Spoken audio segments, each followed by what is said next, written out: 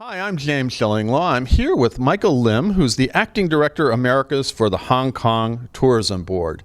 And boy, it's been a while since I've been in Hong Kong. I was in Hong Kong a lot, about 6 times. And we're actually here in New York at the Hong Kong Tourism Board's offices. But we wanted to get an update on what's going on in Hong Kong, which is open for business. And we're going to talk about a whole lot about that and more on Insider Travel Report.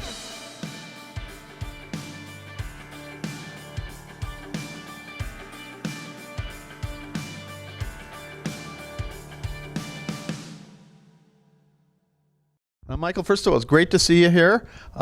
You're fairly new in the job, although you've been covering other parts of the world for Hong Kong for a while, right? Yes, well, first, thank you for having me. Yes, I've been covering, actually, I'm the director for Canada, Central, and South America, based in Toronto, but have also been called to duty for the Acting Americas position. So you got more work to do now. That's a much bigger territory. Bigger territory. Well, let's talk a little bit about, first of all, as I said, is Hong Kong really officially back in business for tourism? Are there any conditions or preconditions for travelers in going to the destination? We're fully open. Okay. Open for business. We're open for business, and we would love to invite you to also come with us. It's been a while. It's been about pre-COVID, certainly, and I think the last time I was thinking it was there at the end of a cruise, and you guys actually helped give me a great tour of parts of Hong Kong I'd never seen. And you think you've seen everything in Hong Kong, but you really haven't. You haven't. There's so much more to see. Yeah, there's a lot of new experiences, a world of great experience to see, and there's a lot of new infrastructure, and we can't wait to have you back. No, and I'm going to try to get back there. Hopefully this year. We'll see. Now, what have been the visitor numbers so far, like for 2022, and what we're looking at this year so far, especially from the U.S.? Well, the first 5 months, let's look at the global scene first. We had over 10 million visitors versus the pre-pandemic average. We've recovered about 40%. Globally. It's not bad. You still got a ways to go, but we do. Now, remember, we were very late to open. And also, of course, there were a lot of external factors. But to answer your question on the U.S. numbers, we're at about 150,000 for the first 5 months. And the recovery is about 28% versus the pre-pandemic. Now, you just mentioned, yes, we do have a long way to go. Of course, as I mentioned, a lot of factors into this, right? We were late opening, however, and also the resumption of capacity was the major hindrance to us. The good news is the second half of 2023 is the flights are coming back nonstop from the U.S. to Hong Kong. So we're quite excited. We're started to telling our lovely Hello Hong Kong story, and we will have many packages available for visitors. No, that's great. And in fact, my next question relates to that, because the arrival and departure experience in Hong Kong is different now. There's a lot of new stuff at the airports, right? Yeah, it's all about the airport experience in Hong Kong. We have new products such as a new lounge opened by Premium Plaza Group. It's called Intervals, and Cathay has reopened its lounges, and many of our lounges actually have won numerous international awards. Yeah, so it's easier to get in and out of there. And in line with the question you were talking about earlier, have most major airlines resumed their service from the U.S. to Hong Kong? As I mentioned, they're gradually resuming their flights. In the second half of the year, there's more news. Cathay Pacific and United are increasing flights to Hong Kong. No, and so that's going to be great, and you're going to have more here. Now, the other thing, of course, and Hong Kong is famous for its hotels. And, we think, okay, we know all the hotels there, but there's been an expansion of your hotel product over the pandemic period. What are some of the new hotels you have these days?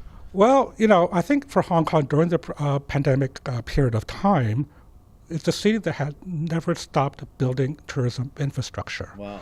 So we have even more hotels now, right? Yeah, I think as of March of 2023, we have 319 hotels with about over 89,000 rooms to offer.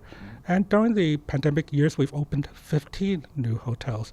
So you can imagine, we have an array of hotels for any type of traveler to enjoy. Yeah, no, and in fact, we can go back to the classics ones like the Peninsula, and we're actually just talking about the Intercontinental, which is now the Regent. They rebranded, but you got other ones here like the Silveri Hong Kong, which I'd love to see, and I think there's the Fullerton, which I know from Singapore, right? Yes, and they opened a property in Hong Kong, and it's actually on the south side, and actually right opposite Ocean Park and Waterworld. So it's a different experience looking at the South China Sea. No, so you got a lot of different experiences there. I mean, we could go on and on because I think you had a whole list of about 7 new hotels or something that were part of that. And then you wanted to pay a nod to the classics and that I love so much.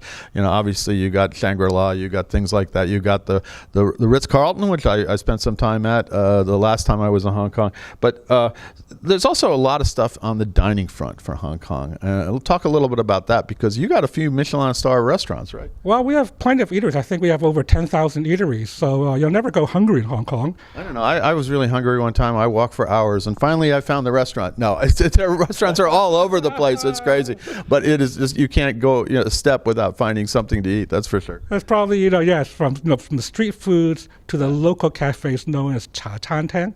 And don't forget, I'm not sure if you tried the pineapple bun and the Hong Kong milk tea.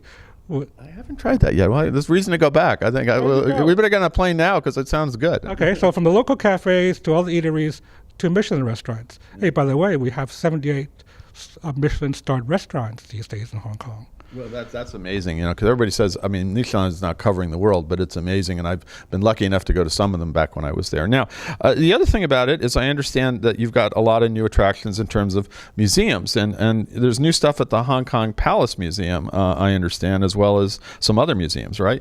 Well, let's talk about, because that's all under what we call the West Kowloon Cultural District. Okay, it's a reclaimed land. It's a whole district dedicated to arts and culture. Mm-hmm.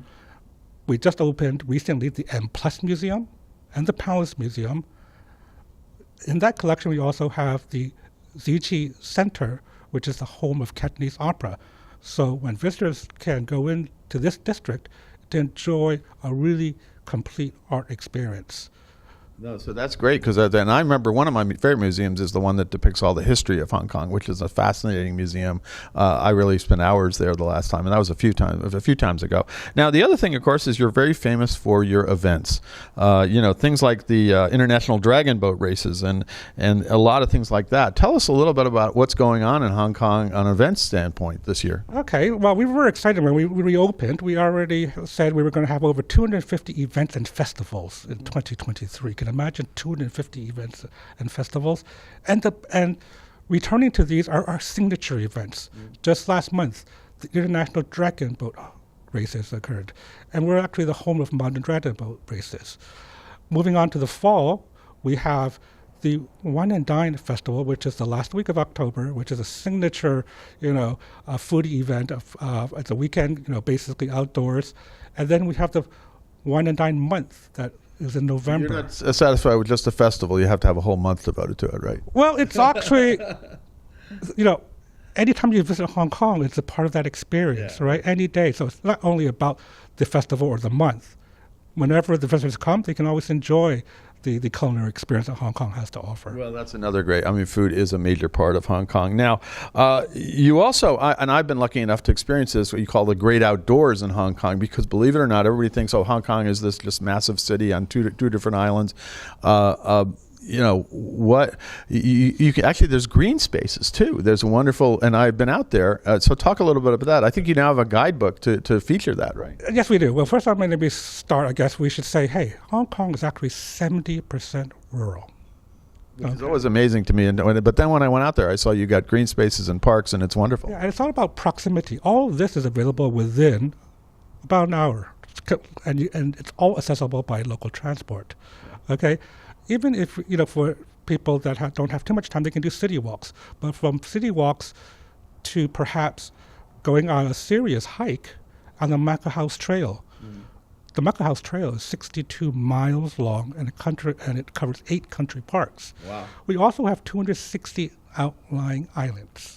Yeah, I said 2 islands, but you have so many different islands there. It's just it's an archipelago, really, of different islands there in Hong Kong. And we all know Hong Kong Island, we know Kowloon, but there's so much more to see. And I was lucky enough to go out, have lovely seafood out on another island, and it was just an amazing experience. That was the last time I was there, and it was the first time I got a chance to enjoy that. And now you have a guide that tells you all about these things, right? That's right. And the 3 favorite islands for visitors from the U.S. Lantau, it's where the airport is located. Right. Did you have a chance to experience the Big Buddha? I have seen it from a distance, but never up close. Okay, or Nongping 360, the cable car? Again, seen it from a distance, but never got out there because we were always on our way or back from the airport, which is crazy because I really wanted to see that. But a lot of people do it, yeah. You mentioned you had seafood. That must have been Llama Island. That was it. There you go. And we also have Chengzhou and Pengzhou. So depending on the interest, there's a lot of truly unique culture, island culture to do. Yeah. Now, obviously, we're looking at what you're going to be doing to kind of really spur visitation. And you mentioned the current marketing campaign, Hello Hong Kong. Tell us a little bit about that, how it works, and if there's anything more to come. Yeah, we're really excited about the Hello Hong Kong campaign. It was kicked off in February of 2023, and we wanted to really look at welcoming the world with open arms, open doors. It's a world of new experiences. We were just talking about, we have an array, a multitude of experiences for every type of visitor. Mm-hmm. And of course, it kicked off, we wanted to say unprecedentedly to look at, how do we do this? So a part of the campaign, to kickstart the campaign, we gave away 500,000 tickets around the world. We also have Hong Kong goodies as a gesture. We're in this goodie bag, per se. You can actually claim and have a drink at one of the fabulous bars that we have too. I'm already there. I mean, that sounds like a good deal. Yeah, so we wanted to, again, really do a wow campaign and welcome the world to revisit or to visit Hong Kong. Now, the other thing, of course, for our viewers, we go out to about 120,000 travel advisors out there in the market, and they're probably eager to learn more about many of them, they might have had Hong Kong specialist training in the past, but what are the training programs you may have for travel advisors here in the U.S.? We got an array. We do still partner with many of our travel trade partners in doing actually in-person seminars. Okay. And also we have, for those that prefer to do online, our Hong Kong specialist program available at partnernet.hkdb.com.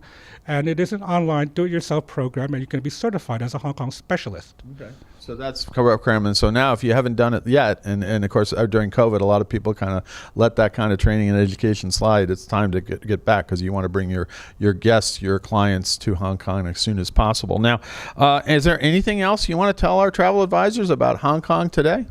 Well, we're just really excited to have perhaps you to visit Hong Kong and all your clients. So if there's anything we can assist with, we're just here to help you. So just let us know. And a great reference site is discoverhongkong.com. Yeah, well, that was what I was going to say. What's the website and where can they find it? And it's discoverhongkong.com, right? Yes, that's the consumer site. And I mentioned partnernet.hkdb.com, which is our trade site, especially catered to the travel trade around the world. Well, Michael, I want to thank you for taking the time. The next time we do this, we have to be in Hong Kong, okay?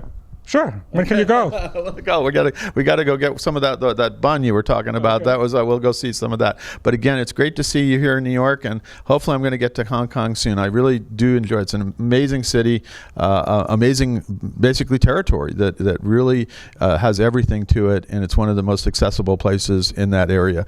Michael, again, thank you so much. No, thank you, and we look forward to having everybody back in Hong Kong very soon. I'm James Shillinglaw, and this is Insider Travel Report.